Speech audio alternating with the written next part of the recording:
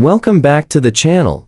Most people think they know how to pick up a cat. They have been doing it their whole life. They grab them, lift them, carry them around, and their cat tolerates it. Sometimes squirms, sometimes scratches, and the owner just assumes that is how cats are. But here is what nobody tells you. The way most people pick up and carry their cat is not just uncomfortable for the cat. In some cases, it is actually causing your cat to trust you less every single time you do it. And there is one specific moment during handling that almost every single owner gets completely wrong, and it is the #1 reason cats scratch the people who love them most. I am a practicing veterinarian. I have handled thousands of cats, and today I'm going to show you exactly how to pick up, carry, and handle your cat in a way that keeps both of you safe, comfortable, and actually strengthens the bond between you instead of damaging it.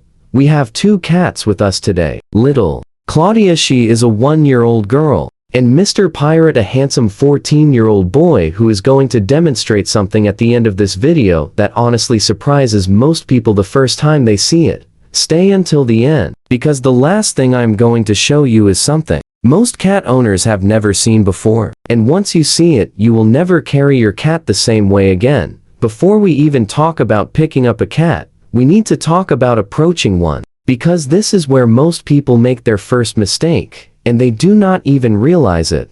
When you approach a cat, especially one that does not know you well, you want to introduce yourself first. Extend your hand toward them and let them sniff you. And notice I keep my fingers curled slightly inward when I do this, not fully open and flat. The reason is simple. If the cat is not in the mood for company and decides to bite, curled fingers give them much less to work with. Small detail, significant difference. Once they have had a sniff, give them a little scratch on the side of the face, right here, along the cheek, or a gentle tickle under the chin. These are the spots cats genuinely love, and they communicate immediately that you are safe, calm, and not a threat.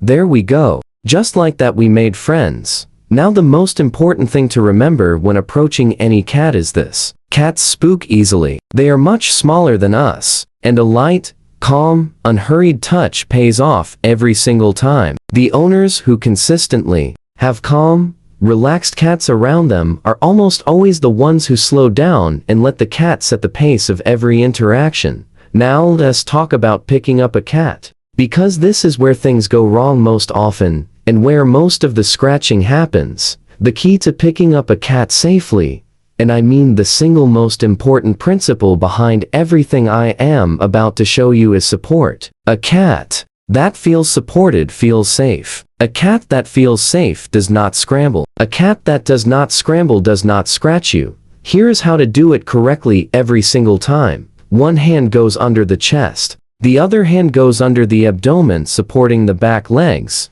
and the weight of the body. Then you lift gently and evenly so they are not hanging, not flopping, dangling in any direction. They are fully supported from underneath, chest, and abdomen every time. Now here is what happens when you do it wrong. When a cat is picked up without proper support, when they are grabbed from the top, or lifted with only one hand, or left with their back legs hanging free in the air, they feel insecure instantly. And the moment a cat feels insecure in the air, their instinct kicks in immediately. They scramble for something to grab onto. Their hind legs start paddling and raking, and those back claws are extraordinarily sharp, and they can do serious damage to your forearms in seconds. This is the most common way cat owners get scratched. Not aggression, not a mean cat, just a scared cat trying to feel secure. Once you have picked up your cat correctly, the carrying part becomes much simpler. Pull them close to your body. Gently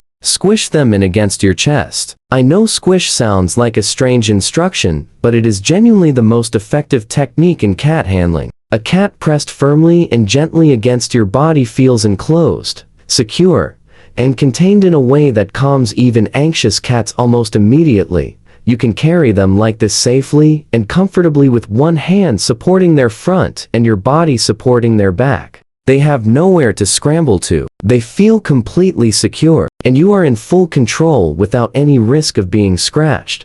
Now, let's talk about what to do when a cat is trying to get away from you. Whether you are trying to trim their nails, give them medication, or simply need them to stay still for a moment, squish that cat. I know it sounds almost too simple, but gentle, firm pressure applied to a cat's body is one of the most calming things you can do for them. Even cats that come into my clinic genuinely frightened, heart racing, eyes wide, ready to bolt, respond to gentle squishing by settling down and allowing us to do what needs to be done. If you have a towel nearby, even better, lay it over the cat and apply gentle pressure through the towel. This gives them an extra layer of security and protects you from any accidental scratching if they do decide to scramble. Safe for them, safe for you, remarkably effective. Now here is a technique for when you genuinely need to move a cat quickly and securely. I call it the football carry. Scoop your cat up so their head tucks under your arm right at your side, and their body runs along your forearm with their back end in your hand. Squish them firmly against your body, just like that. With the football carry, it becomes almost impossible for a cat to reach you with their hind legs. Their body is fully controlled. They are secure and contained, and you can move quickly and confidently without any risk of being scratched or dropped.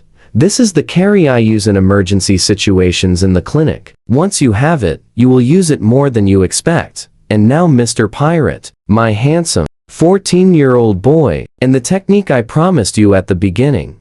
Some cats are what I call shoulder cats, and Pirate is a perfect example. His entire goal in any interaction is to get up onto your shoulder. Watch, all I have to do is lean forward slightly, and he will climb straight up.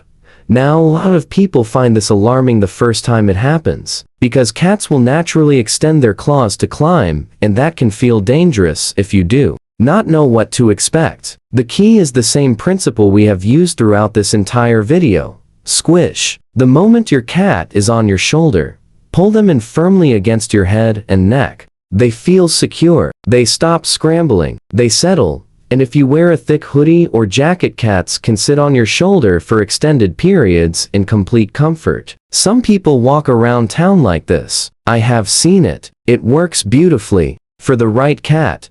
Now here's the thing I promised you at the beginning. The thing that surprises almost everyone.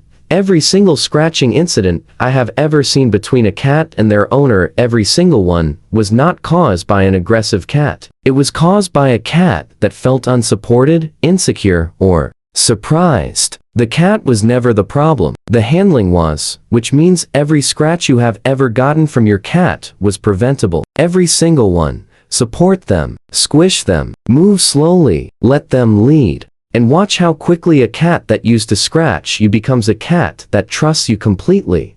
That is what proper handling does. It does not just protect you from scratches. It builds the kind of trust that changes your entire relationship with your cat. I hope you enjoyed this. Give us a like if this helped you, and subscribe because there is so much more coming that your cat would want you to know.